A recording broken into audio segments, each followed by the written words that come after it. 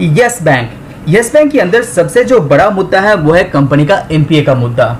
और पिछले कुछ क्वार्टर का रिजल्ट आप कंपेयर करते हैं तो यहाँ पे जो रिसेंट क्वार्टर है कंपनी का वो थोड़ा सा सुधरते हुए आपको देखने को मिलेगा। हालांकि कंपनी का रेवेन्यू यहाँ पे ग्रो कर रहा है, साथ ही साथ कंपनी के जो एनपीए है वो थोड़ा थोड़ा करके नीचे आता हुआ दिखाई दे रहा है। कुछ दिन पहले मैंने यस बैंक के ऊपर जो एनपीए का डिटेल्स है उसके ऊपर एक वीडियो बनाया था, वो आप एंड स्क्रीन या आई बटन में जाके देख सकते हैं। तो आज की इस वीडियो के अंदर हम लोग बात करेंगे यस बैंक का लोन का क्या सिचुएशन है, क्योंकि कंपनी या कोई भी बैंक जो पैसा कमाता है वो लोन के थ्रू ही कमाता है। तो देखेंगे किस तरह से लोन बुक यहाँ पे ग्रो हो रहा है। साथ ही साथ हम लोग जानेंगे कि यस बैंक के अंदर डिपॉजिट का ग्रोथ किस तरह से हो रहा है। तो चलिए जान लेते हैं। तो सबसे पहले आप नंबर के हिसाब से देख लीजिए।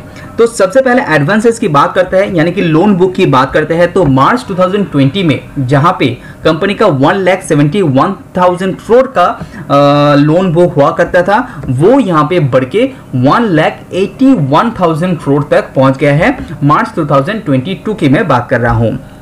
कंपनी का डिपॉजिट की बात करें, जिस तरह से कंपनी का पैसा आ रहा है, मार्च 2020 में कंपनी का जो डिपॉजिट था अमाउंट के हिसाब से देखते हैं तो वो था 1,05,000 करोड़।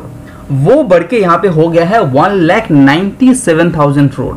तो ऑलमोस्ट यहाँ पे डबल होने वाला है विद इन 2 ईयर। तो बेहतरीन ग्रोथ है deposit as well as loan book के अंदर। तो यस बैंक का एडवांसेस यानी कि लोन बुक के अंदर ग्रोथ की बात करें तो अगर आप क्वार्टर टू क्वार्टर कंपेयर करते हैं तो 3% का लोन बुक के अंदर ग्रोथ कंपनी ने दिखाया है। और year two year quarter basis आप देखते हैं तो वहां पे 8% का ग्रोथ लोन बुक के अंदर कंपनी ने दिखाया है। साथ ही साथ कंपनी का इन्वेस्टमेंट भी चेक करते हैं तो वहां पे भी ईयर ऑन ईयर 20% का ग्रोथ यहाँ पे दिखाया है कंपनी ने।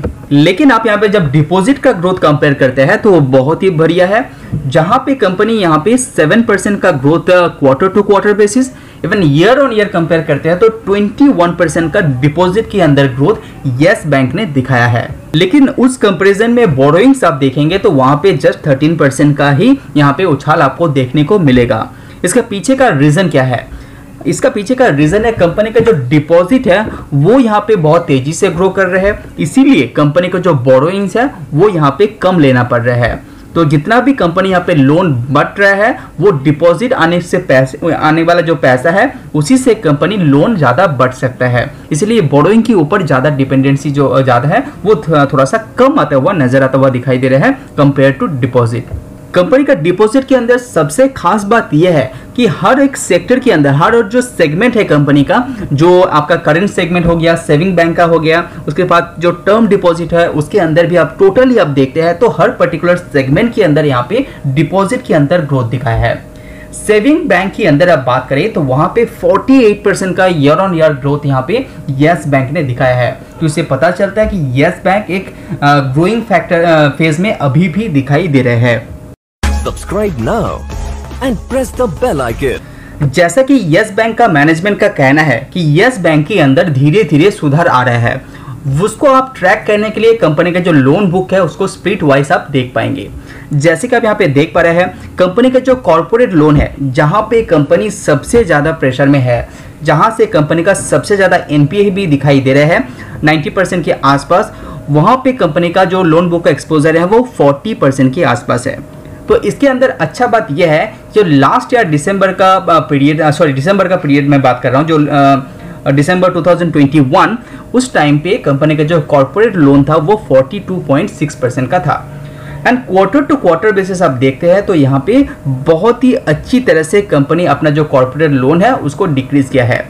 तो विद इन अ क्वार्टर 2.6% गिरावट करना एक बहुत ही अच्छी बात है।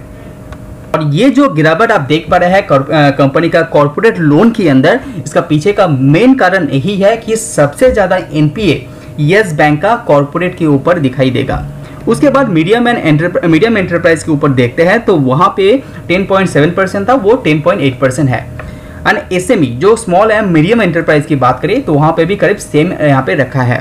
लेकिन अच्छा बात यह है कि रिटेल के अंदर जो लास्ट क्वार्टर में था कितना 33.7%, वो यहाँ पे 33.7%, वो यहाँ पे 36% होते हुए दिखाई दे रहा है विद इन अ क्वार्टर।